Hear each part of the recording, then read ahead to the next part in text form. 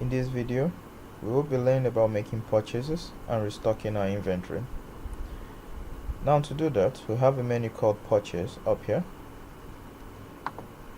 When you access it, you have a list of submenus up here as well. So to make purchase, we have a submenu called New Purchase Order. When you click on it, it displays three fields for you, one to your left, one at your center, and one to your extreme right. Now that to your left shows you a list of all the items you have captured in the system. It displays every single one of the items. Either they have quantity in stock or they don't. So it doesn't matter. It shows you all items you have keyed into the system. And you can filter this list according to categories. So if I click on tablet, you can see the vaccine is out. If I click on vaccine, the tablets will be out. So I could just put it on all categories. And you could also search for a particular item you want to raise your order for. So it makes it easy. That happens when you have lots of lists in here. So let's go ahead and make requests for the items we created earlier, the Ciprotab and the Ebola E5. I'm pretty sure we must be familiar with this face that displays a list of all the items that have been selected. So we can go ahead and modify the quantity that we want to raise an order on. Say 500. You don't need to worry about the expiry date or the batch number at the moment. Click save. Let's do the same thing here, and we'll click save. So let's go ahead and confirm the order and see what happens. Now you see up here it says no vendor specified because we didn't specify a vendor here. So let's try and specify a vendor. Now this is a list of all the vendors we have, but let's go ahead and create a new vendor without leaving this face. To do that, you have a menu called or a button having the title new vendor. So the moment you click on it, it brings out your vendor form, create a new vendor form for you. So I put in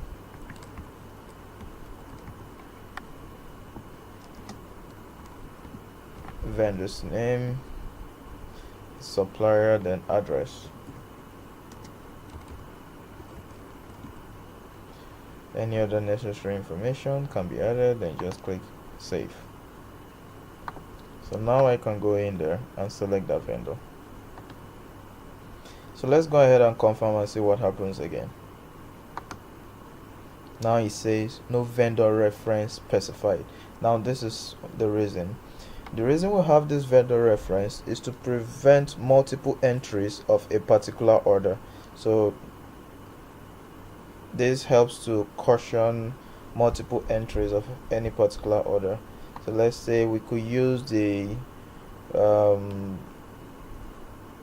dates to check this out, or we could use the order number, or should I say, order number per se. So you could just create a security for this at this point. So let's say this, then confirm the order. Now since everything has been provided, the vendor reference, it saves us from any further troubles, then goes ahead and process our order for us. So I could print this if I feel like. Now this order that we've raised, we could also view the order by coming to a menu called manage process order. When I click it, I could find the order I just raised up here. So you could see it. See the vendor, the source, the description, the amount, and all. So if I click on it, I could view the details as well if I feel like. If the order was wrong, all I need to do is to highlight it as well, then delete the record. It takes that all out. We could go ahead for a quick search by either using this to filter our search if we're looking for a particular order, or we could use here to specify our order. The moment I do this and I click search, it filters my order for me. Or if I don't use this, I could also use vendor reference and select the status, so depending on which one I'm looking for, I could easily filter across. If I have a multiple list of purchase orders or goods received notes enlisted in my information side or data side. So having known this, let's go ahead and try and receive the goods of which we raised our order for. So to receive the goods for this particular order, there is a sub menu called goods received notes, which is this. You click on it. Now this displays a set of fields for you as well, one to your left, one to your center, and one to your extreme right. Now the one to your left shows you a list of all your pending orders. So for now I just have one here. I could filter. If I have multiple orders, I could filter based on date and just search. So let's go ahead and receive our goods for this particular order. To do that, I click on this particular order. When I do that, when I click on it, at the center field, it pops up the information contained in this particular order. So now I can see for my item I have Ciprotab and Ebola E5. These were the quantities ordered: 500, 500. Then the quantity supplied is 00. Reason B, that we've not received any quantity for this particular order that was raised. Now the quantity we're meant to receive, or the quantity that we are receiving at the moment now, is 500. That's why I have 500. Then the expiry date is here, then the batch number. So let's go ahead and receive these goods, but I want us to receive it in batches and see if that is possible. To do that, I click on this quantity received, the value underneath it, which is 500. So let's say I'm receiving half of it. The expiry date is important as well. To change the date, you just click on the date. Now it pops out your calendar for you. To change the year, all I need to do is to click on the month and the year here. It goes to months. If I click on the year alone, now it takes me to a list of years. So I could, let's say, 2019 June 3rd.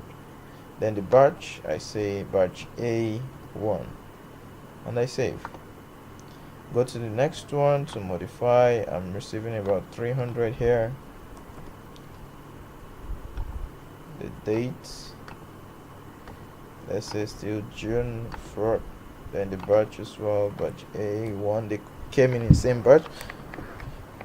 Then I save.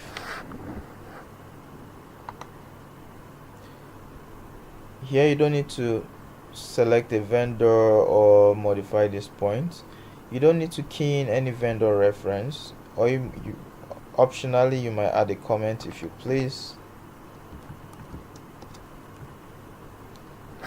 Then you go straight to restock your order.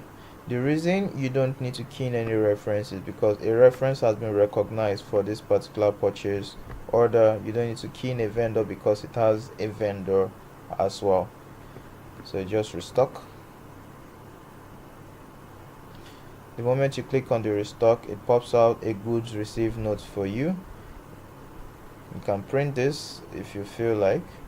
When this is done, your inventory automatically increases by 250 for Ciprotab and 300 for Ebola E5. Take note that the moment you receive a partial, if we get partial items, not complete for the particular order, our order doesn't disappear from a list of pending orders. Let's go ahead and verify the quantity we have available now. So you could see our Ciprotab is appearing here, and our Ebola E5 is appearing here as well. So we have 250 and 300. That's the ones we received. So let's proceed to see if we could receive the other batch of the item. I click on this. Now at this point you can now see that the quantity supplied is 250 and 300. That is, we've received 250 and 300 from our vendor. Now the quantity we are receiving now is 250 and 300. So let's receive that, but first let's change our expiry date,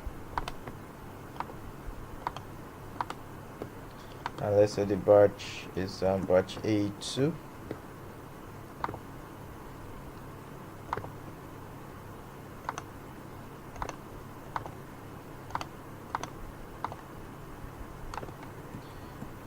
Okay, as soon as that is done, we click on our restock. Now this does the magic. When the goods received note has been generated and the order for that particular, the quantity all received for that particular order is complete, that particular pending order disappears because it's no more pending. We've received all the items as contained in that particular order that was made to the vendor. So let's go ahead and verify if our quantity is as ordered. So you can see Ciprotab we have 500 and Ebola E5 we have 500 on it. So basically that's the way you raise your purchase order and receive your goods to restock the items in your inventory. We'll go by the process by clicking new purchase order. We'll select our items, we'll modify our items here, we'll select our vendor, we'll key in the vendor reference, we'll add a comment, then we confirm the order. Thank you.